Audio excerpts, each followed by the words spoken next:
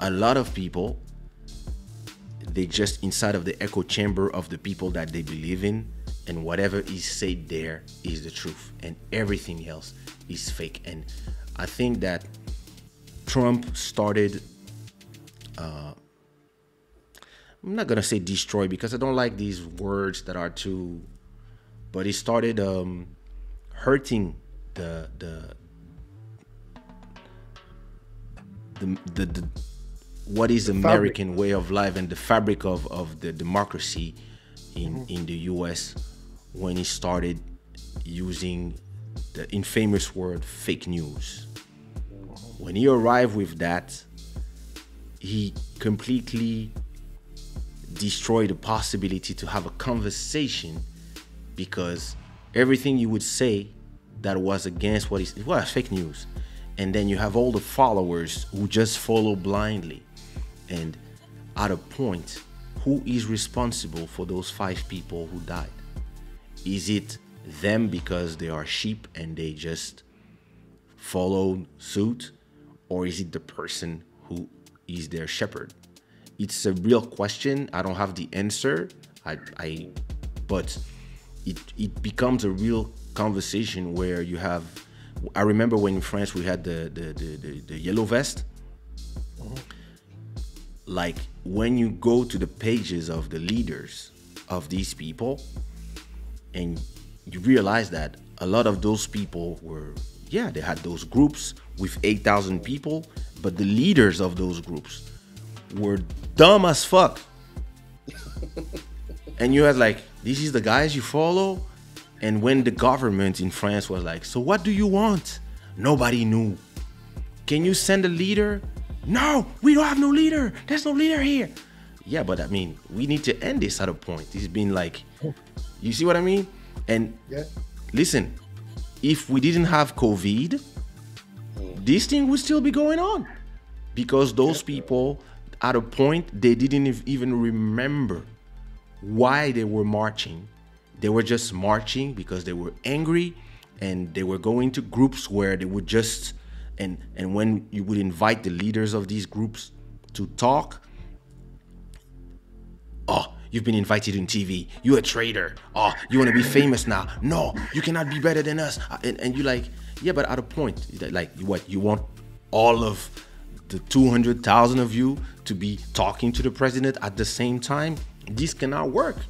This, you need order to make a country. At a point, yeah, you need to have to appoint your leaders and send these people to talk for you. But at the same time, if one of you wants something and the other wants something that is the contrary of those things, there's an annihilation somewhere. They don't care. And then some of them became extremists. Some of them started talking about violence. Some of them talked about killing the president. Same thing. And this is again what you were talking, Tony. The problem of the echo chamber of the internet is when people start, and you know, I've been famous for 25 years. I have a good education. And this saved me from becoming a crazy person with fame. And maybe because I have the parents that I have and I'm respecting them, and I don't want their name to be put in the mud, I've always tried to behave with the name that I'm carrying.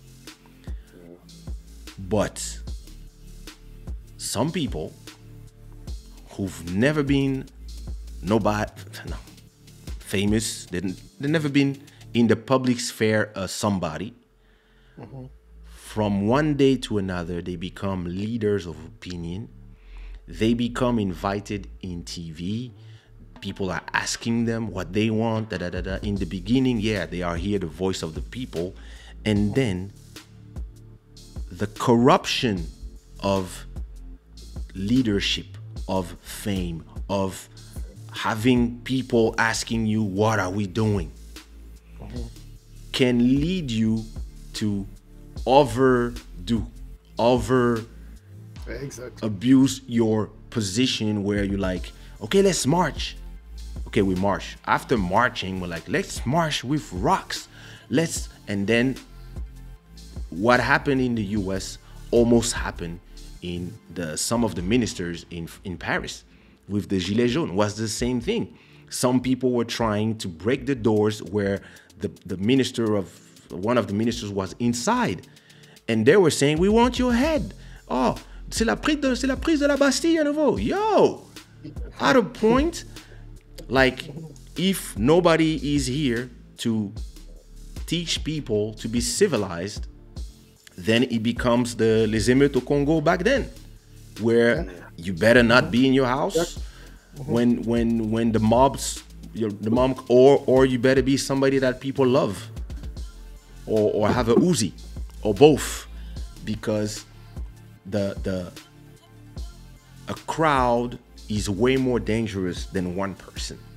Because I personally believe that even if Trump is a dangerous narcissist, I don't think he foresaw that this would go as left as it went. I think he thought that they would march and that it would cause the process to be stopped or whatever. I don't even know what he thought would be the outcome of this, but I think at a point he was happy. He was there in the tent watching with his son. Look at our power, look at this, look at your name, look at our name on the... And then people start dying. Just add in there 100 heavily armed of those militias who start shooting at everybody. And imagine the damage. And then all of a sudden it was like, and people were like, yo, Mr. President, you have to stop them. You have to tell them something. And it was like, no, it's my name. And then you don't, and then it's too late. And right now, this is the aftermath. You have most of the people who were even following you who are, no, I don't want to be part of this, because now we're talking about treason. We're talking about an attack on democracy. We have leaders all around the world who are like, wow, like you have like the French president did a message at 2 a.m. And all of a sudden you're like, oh shit, like, oh, I had all this power. I have all this power because he still has it. But all these people, all my minions, some of them, not all of them, because some people just agree with him, and some people understand he's a little too much, but they agree with the things he's doing there. But you have these 10% of your followers who are crazy. Now look at how everybody who said, no, I'm done, Mr. Trump, like Graham, you try to take a plane and you have these girls saying, it's gonna be like this every day for the rest of your life. You're a traitor, disgusting. What's wrong with these people? Like, you know, Kaysha, you can have crazy people. We have crazy people everywhere, right? Yeah. But remember what I said at the beginning was responsibility, right? When we play in this platform, we all have responsibilities. The platform providers have a responsibility. Yeah. The user have a responsibilities. Now, you know what? Some of those people that went to Congress, right? In the morning, they were in a meeting where the president, mind you, the president of the United States was speaking to them. Yeah. Right? And the president told them, we're gonna march. I am gonna be with you. Yeah. We are going there. The president, huh? Yeah. So some of those guys, you know, you talk about your education and your ability to understand things, right? Maybe his statement was rhetorical. We say, hey, listen, d'une manière figurée, well, we're going there, real. Yeah, but some people can understand that literally, right? We are going there. And say, we are going there. And who allowed you to, who gave you the permission to go there? The president. President. Right? Right. Yeah. So and maybe some of those people at those guards at the Capitol, because the distance between the capital where the president was speaking was not a long distance. It's not 2 kilometers, right? And they hear the president telling people, let's go over there. Even there can be confused. In terms of chain of commands, that's the commander-in-chief. He's the commander-in-chief, yeah.